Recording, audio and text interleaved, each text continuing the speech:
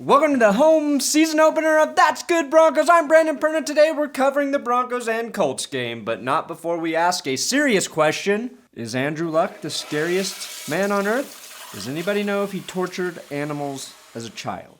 We also have some really exciting news. Go to BroncosShirts.com to buy That's Good Shirts. Buy my shit, buy my shit, buy my shit.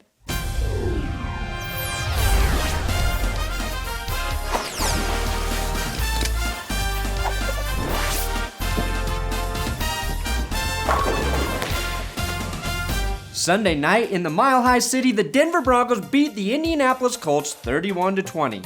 Let's get right to the candy, the good stuff, the dominant first half by the Broncos. No, don't. Stop, it still fucking sucks. They put an NFL player taking a selfie in the video. Ooh yeah, real cool football stuff there. A star-spangled fight? Is this the Civil War? Get your shit together, NBC. I knew it was gonna be a bad day for the Colts after they drove down the field only to miss the field goal that didn't even count because they delayed the game. Football 101. Easiest thing in the world to do is snap the ball before the fucking time runs out. Emmanuel Sanders started out hotter than the burning sensation you get with gonorrhea, catching the first 3 passes of the game, thus making the Colts defense look like they were gone-aria. Despite Demaryius Thomas taking the ball down the field and rolling Colts heads, the Broncos offense stalled and we had to settle for 3 points. Now, brace yourselves because you're about to see something you will never see again. Peyton Manning scrambling and running 10 yards for a first down. Even he questioned the defenders as to why they couldn't catch his old slow ass. But it was negated by offsetting penalties, and that didn't matter because Manning converted that 3rd and 10 by hitting Julius Thomas down the left sideline for a 34-yard gain. This started what would become known as the Julius Thomas Show. And let me tell you, it's a pretty good show. Manning hit Orange Julius in front of the end zone for their first touchdown of the day. This was a great catch by Thomas, and even better delivery by Manning, who was fucking nailed right after the throw. 1 touchdown wasn't enough for these two. Nope, they needed to connect again for a huge 35-yard touchdown in the second quarter. The TD was worth 6 points, but the mile-high air fucking celebration by Thomas afterwards is worth 9.5 points. Emmanuel Sanders started to feel a little left out, and he wanted some attention. And he got it with this 40-yard pass that made John Fox so excited that he pointed right at him. That means he did good. But we're gonna give the touchdown to Julius Thomas. The Colts safety had no idea how to cover him. And if you're wondering why Fox likes Thomas so much more than Sanders, it's because they watch XXX movies together every Wednesday after practice. XXX film session at Dove Valley is very steamy. The Colts somehow scored a touchdown right before the half ended, and the Broncos went into halftime, leading the game 24-7. Now, as good as the Broncos were in the first half, their offense didn't show up for the second half. Other than this Monty Ball touchdown run, the Broncos offense did almost nothing. Even the Monty Ball touchdown run brings up some questions. Like, can Ball even see where he's going? He ran into the offensive line twice before luckily bouncing outside to score. The main difference between elite running backs and average running backs is vision. Just like a bachelor trying to avoid getting herpes, Ball needs to work on picking his holes.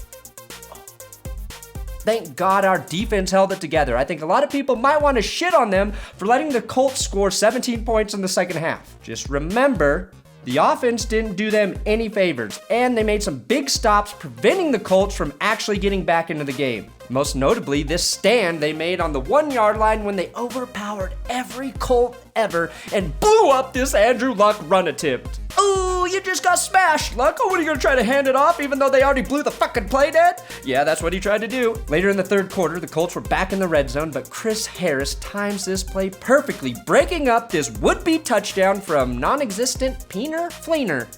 DeMarcus Ware followed it up with another sack on Andrew Luck, holding the Colts to a field goal. Their only major fuck-up was this non-tackle that allowed Dwayne Allen to take it to the house.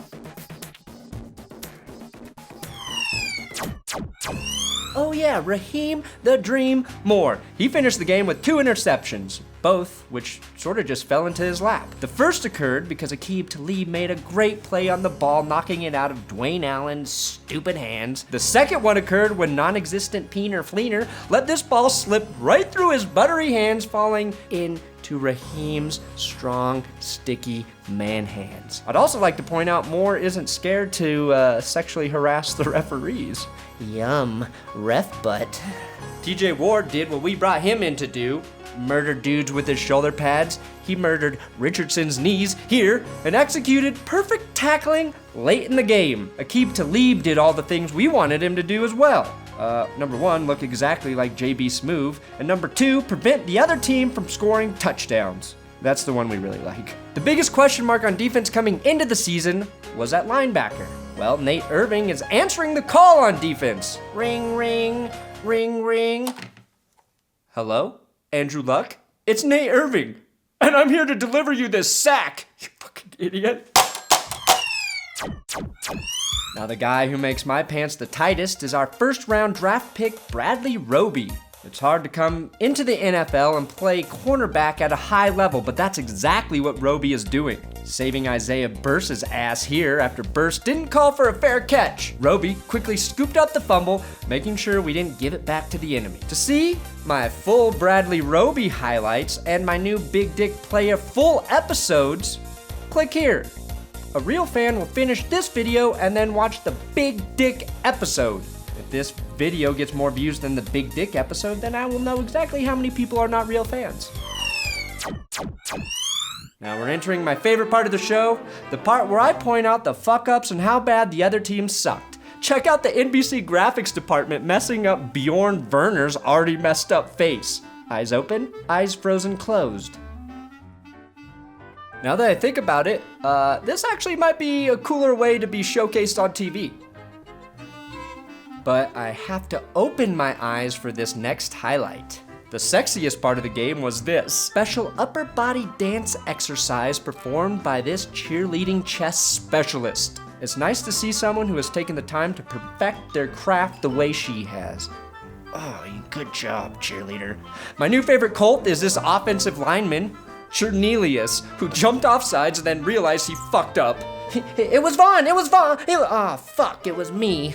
Sorry guys, Cornelius won't fuck up again, I promise. And I guess if your QB's last name is Luck, you're gonna get a few lucky plays during the game. Like this Dwayne Allen fumble that bounced right back into his hands. And that's not even the lucky part. It's that the shitbrain refs actually gave him a first down on this play. I'm pretty sure he was down here, a full yard short of the first down. And I want to thank Matthew Stevens, who sent me a message on my That's Good Broncos Facebook page, making the first ever Big Dick request. Stevens writes, in this week's video, can you please point out that Chris Collinsworth is the most worthless piece of shit announcer?